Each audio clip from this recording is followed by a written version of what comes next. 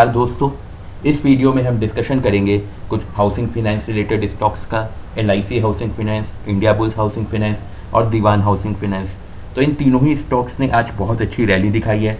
तो हम देखेंगे कि क्या न्यूज़ चल रही है जिसकी वजह से ये रैली आई होगी, और साथ ही चार्ट के माध्यम से इनका एनालिसिस करके फ्यूचर टारगेट्स को देखेंगे। तो इन स्टॉक्स पे चर्चा शुरू करने से पहले मैं आपको बताना चाहता हूँ कि इंट्राडे ट्रेडिंग के लिए हमारा टेलीग्राम चैनल है, लिंक डिस्क्रिप्शन बॉक्स में है, आप उसे जरूर ज्वाइन करिए। वहाँ पर हम एडवांस्ड एनालिसिस के बाद कॉल्स प्रोवाइड करते हैं। साथ ही दोस्तों, आपको ये ध्यान में रखना है कि आप मार्केट में जो भी इन्वेस्टमेंट करते हैं वो रिस्क के अधीन होती है, तो अपने फाइनेंशियल एडवाइज़र से जरूर कंसल्ट करें। और हमारे वीडियोज़ केवल एजुकेशनल पर्पज़ के लिए होते हैं।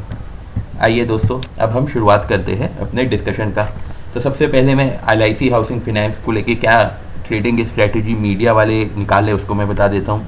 तो उनका कहना है कि 200 EMA एक्सपोनेंशियल मूविंग एवरेज से इसने रिवर्स लिया है, और MACD RSI इन सबको एनालाइज करके उनका कहना है कि इसको हमको 570 के टारगेट के लिए एम करना चाहिए और 460 का स्टॉप लॉस करना चाहिए। और उस टाइम जब ये रिपोर्ट आई थी तो हमारी स्टॉक प्राइस ऑलरेडी 530 के आसपास थी, तो इसीलिए मुझे रिस्क टू रिवॉर्ड रेशियो तो 0 है। इसीलिए मुझे समझ नहीं आता है कि लोग किस हिसाब से मीडिया वाले ये निकालते हैं रिपोर्ट। इसीलिए आपको अपने ही लेवल पे ज़्यादा एनालिसिस करनी चाहिए और मीडिया के ऊपर बहुत ज़्यादा नहीं जाना चाहिए।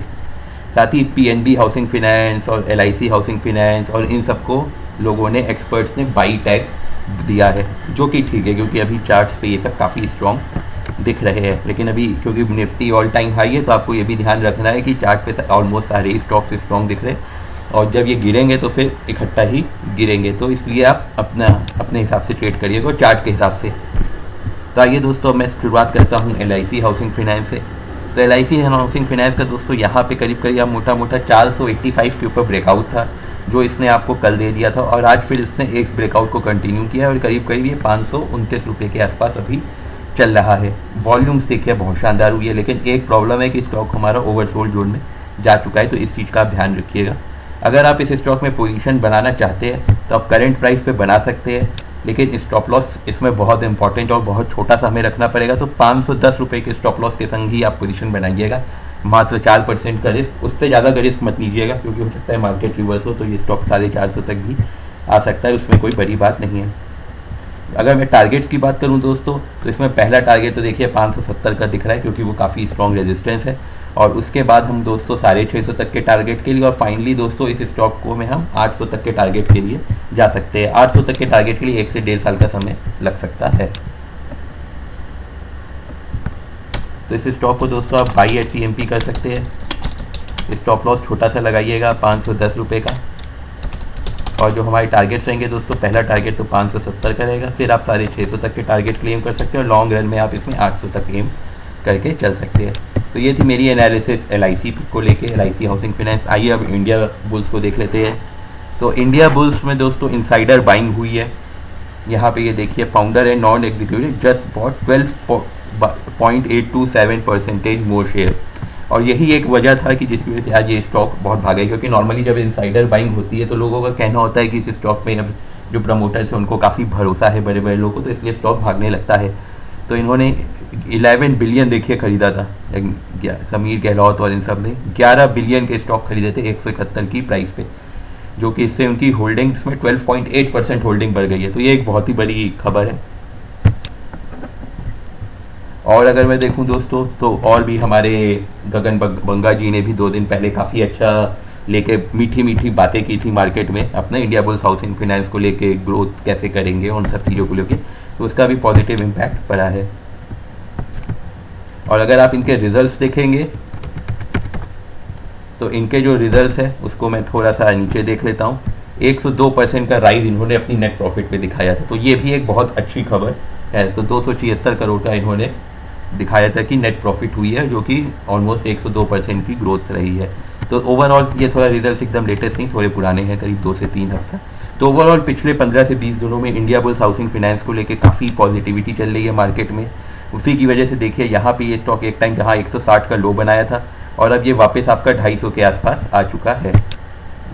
आप अगर इसका 6 मंथ्स का चार्ट देखेंगे दोस्तों, तो ये देखिए, ये 250 के आसपास इसका एक बहुत स्ट्रॉन्ग रेजिस्टेंस था, आज इसने इसको एकदम तोड़ के स्टॉक ने आप अपर सर्किट मारा है। वॉल्यूम्स भी अच्छी है, तो ये मोमेंटम इसका कंटिन्यू हो सकता है। एक टाइम ये स्टॉक आज 270 तक भी पहुंच गया था। तो इस स्टॉक में आप इस प्राइस पे पोजीशन हमें बनानी चाहिए कि नहीं बनानी चाहिए दोस्तों? मैं तो नहीं बना पाऊंगा। मेरा मानना है इसको आप वापस 250 के आसपास आने दीजिए, आप तब इसमें पोजीशन बनाइएगा, क्योंकि तब हमें स्टॉप लॉस भी छोटा सा रखना पड़ेगा, मात्र 235 रुपये का, और टारगेट्स उसमें हमारे पास अच्छे रहेंगे। पहला टारगेट तो जो आज का हाई है वही 270 रुपये के आसपास, और उसके बाद हम 300 रुपये तक के टारगेट्स को इसमें एम करके ईजिली चल सकते हैं। आप सभी को पता हुआ एक टाइम ये स्टॉक आपका 1000 रुपये के आसपास भी चलता था। तो अगर इस स्टॉक को आप बाई एट CMP कर रहे हैं, तो ये बाई एट CMP मत करिएगा। मेरा मानना है इस स्टॉक को आप बाई अराउंड 250 करिएगा, छोटा सा स्टॉप लॉस रखिएगा 235 का, और टारगेट्स जो हमारे रहेंगे वो 270 और फिर 300 तक के रहेंगे। आइए अब हम DHFL को लेके देख लेते हैं। तो आप सभी को पता होगा कि इसको इंसॉल्वेंट करने की बात चल रही है। मज़े की बात यह है, बात चल रही है कि कंपनी को बंद किया जाए, उन्हें बैंकरप्ट घोषित करके किया जाए, और स्टॉक उसके अपर सर्किट मार दे। तो दोस्तों यही है शेयर मार्केट, हर समय फंडामेंटल्स के हिसाब से नहीं चलती है। तो उसको लेके आजकल काफ़ी केस चल रहे हैं NCLAT में कि कैसे इसको हमें इंसॉल्वेंट करना है। उसमें कुछ 80-90 हज़ार करोड़ का 53,000 करोड़ का जो इनका लॉस है उसको कैसे मैनेज करना है। तो काफ़ी सारी बातें चली है। आप सभी को पता होगा DHFL एक टाइम बहुत बड़ा प्लेयर था हाउसिंग फाइनेंस में, शाहरुख खान महाराज जी इसका ऐड किया करते थे।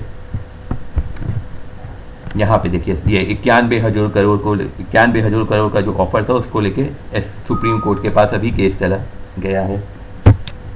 तो आइए दोस्तों हम चार्ट के माध्यम से देखें। तो आप यहाँ पे अगर 5 ईयर चार्ट देखेंगे दोस्तों इसका, तो इस टाइम ये स्टॉक 700 रुपये के आसपास था, और अब ये स्टॉक आप देखिए मात्र 20 रुपये का बचा है। तो अगर हम दोस्तों इसको इस चार्ट पे देखेंगे तो ये स्टॉक देखिए या तो ज़्यादातर अपर सर्किट मारता है या लोअर सर्किट मारता है। तो ये स्टॉक अभी आपका 18 रुपये 85 पैसे के आसपास है। तो आप इसको करंट प्राइस पे खरीद सकते हैं। स्टॉप लॉस आपको लगाना पड़ेगा इसमें 16.5 का, और जो टारगेट हम लेके चलेंगे उसमें वो 23 रुपये, और फिर आपके 30 रुपये, और फिर 40 रुपये तक के टारगेट्स को भी हम एम करके इस पर चल सकते हैं। बट एग्जिट स्ट्रैटेजी इंपॉर्टेंट है कि आप अपने स्टॉप लॉस को कभी भी 2 रुपये से ज़्यादा का नहीं होना चाहिए इस स्टॉक में।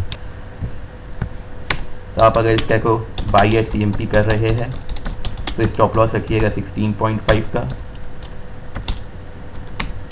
टारगेट्स जो हमारे रहेंगे दोस्तों वो 23 रुपये, 30 रुपये और फिर 40 रुपये तक मैक्सिमम ट्रेल स्टॉप लॉस। ये इसमें बहुत इंपॉर्टेंट है दोस्तों। पेनी स्टॉक्स में तो ये स्ट्रैटेजी बहुत ही ज़्यादा इंपॉर्टेंट होती है।